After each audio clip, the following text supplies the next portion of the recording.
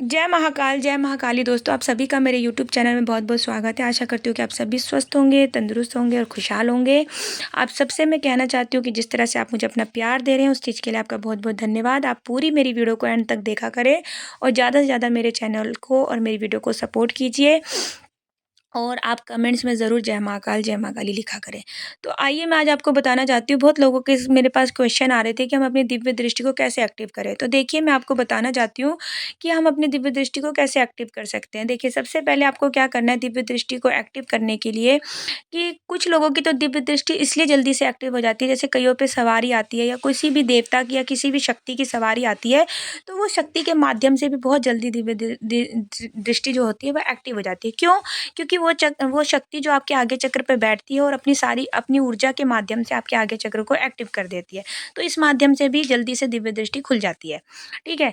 और दूसरा है कि अगर आपके पास कोई गुरु हैं आपके, तो आपके गुरु के माध्यम से भी आपकी दिव्य दृष्टि एक्टिव हो जाती है। क्यों? क्योंकि गुरु की जो शक्ति होती है, गुरु अपनी शक्ति के माध्यम से भी आपकी दिव्य दृष्टि को एक्टिव कर देते हैं। लेकिन जिसके पास गुरु भी नहीं है और जिसके पास शक्ति भी नहीं आ रही शरीर पर, अब वो अपनी दिव्य दृष्टि को कैसे एक्टिव करे? तो देखिए उनको क्या करना है, उनको अपने दिव्य दृष्टि को एक्टिव करने के लिए आपको मैं कुछ तरीका बता रही हूँ, उस तरीके के माध्यम से और उस प्रैक्टिस के माध्यम से आप अपने दिव्य दृष्टि को एक्टिव कर सकते हैं।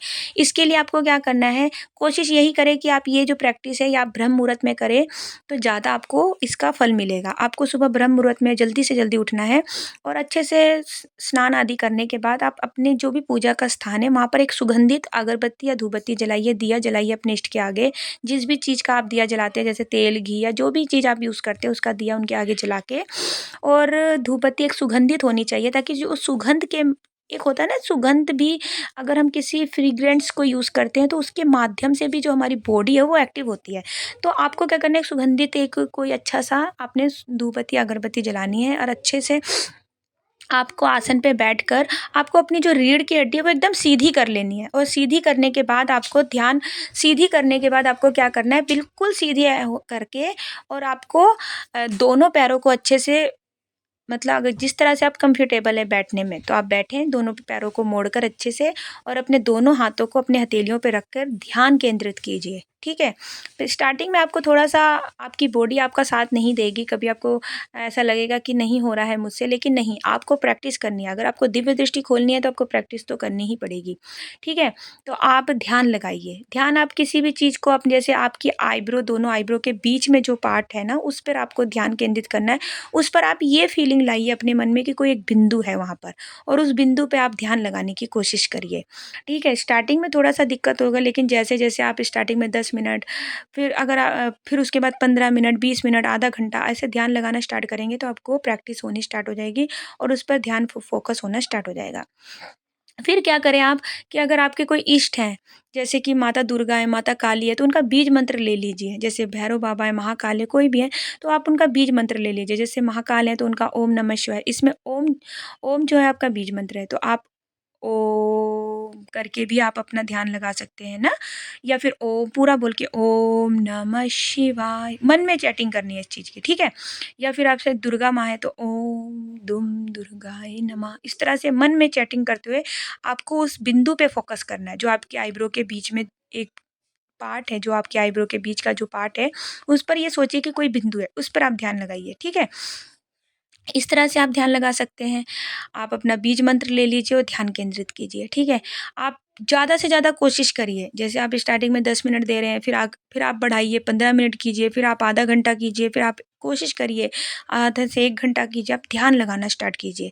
और फिर इससे जब आपका ध्यान लगना स्टार्ट हो जाएगा, तो आपको, जब आपकी दिव्य दृष्टि धीरे-धीरे, धीरे-धीरे करके खुलनी स्टार्ट हो जाएगी, तो अब आपको मैं बताती हूँ कि वो क्या अनुभव है, जिससे आपको ये महसूस होगा, आपको पता चलेगा कि हाँ जी, मेरी दिव्य दृष्टि खुल रही है।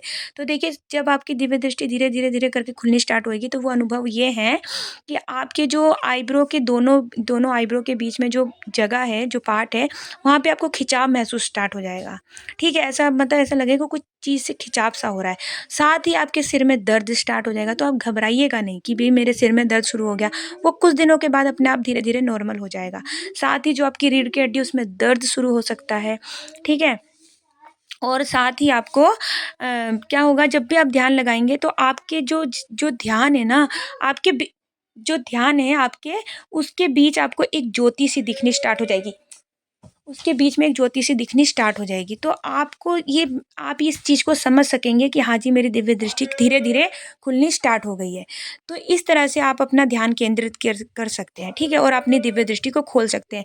पहले जो हमारे ऋषि-मुनि हुआ करते थे, वो क्या करते थे? वो ध्यान के माध्यम से ही हर चीज़ का पता लगा लेते थे कि कहाँ पे क्या हो रहा है, कहाँ पे क्या नहीं हो रहा। वो हर चीज़ अपने ध्यान के माध्यम से ही हर जगह पे पहुँच जाते थे, ठीक है? तो जब दिव्य दृष्टि आपकी एक्टिव हो जाती है ना, तो आपको अपने भविष्य में जो भी कुछ होने वाला होता है, वो आपको पहले ही अनुभव होने स्टार्ट हो जाते हैं। ये होता है दिव्य दृष्टि का महत्व। तो आप भी इस तरह से प्रैक्टिस कीजिए और अपनी दिव्य दृष्टि को खोलिए। तो आशा है कि आपको मेरी ये बताई हुई जानकारी अच्छी लगे और आप ज़्यादा से ज़्यादा मेरी वीडियो को लाइक, शेयर और मुझे कमेंट्स करें। अगर आप कमेंट्स के माध्यम से कुछ भी मुझसे पूछना चाहते हैं, तो ज़रूर पूछिए, मैं ज़रूर जवाब दूँगी जैसे मुझे समय मिलेगा। और अगर आप चाहते हैं कि मैं किसी चीज़ पे वीडियो बनाऊँ, तो आप प्लीज़ ज़रूर मुझे बताइएगा। मैं कोशिश करूँगी, जैसे मुझे समय मिलता है मैं ज़रूर वीडियो बनाऊँगी। और अगर आप मुझसे बात करना चाहते हैं, अभी तक तो देखिए मैंने अपना कोई कॉन्टैक्ट नंबर अपनी किसी भी वीडियो में नहीं डाला है। अगर आप चाहते हैं कि मेरा कॉन्टैक्ट नंबर मैं आपको दूँ, तो मैं कभी भी अगर कॉन्टैक्ट नंबर दूँगी, तो वीडियो के स्टार्टिंग में ही मैं आपको कॉन्टैक्ट नंबर मेरी वीडियो में ही आएगा, ठीक है? मैं ऐसे कमेंट्स वगैरह में नंबर नहीं दूँगी, वीडियो के स्टार्टिंग में ही कॉन्टैक्ट नंबर दूँगी, तो आप वहाँ से मेरे से कॉन्टैक्ट कर सकते हैं। लेकिन उसके लिए आपको क्या करना होगा, आपको मेरी वीडियो को पूरा वॉच करना होगा और मुझे ज़्यादा से ज़्यादा सपोर्ट करना होगा। तो आशा करती हूँ कि आपको मेरी बताई हुई जानकारी अच्छी लगी और जय महाकाल, जय महाकाली।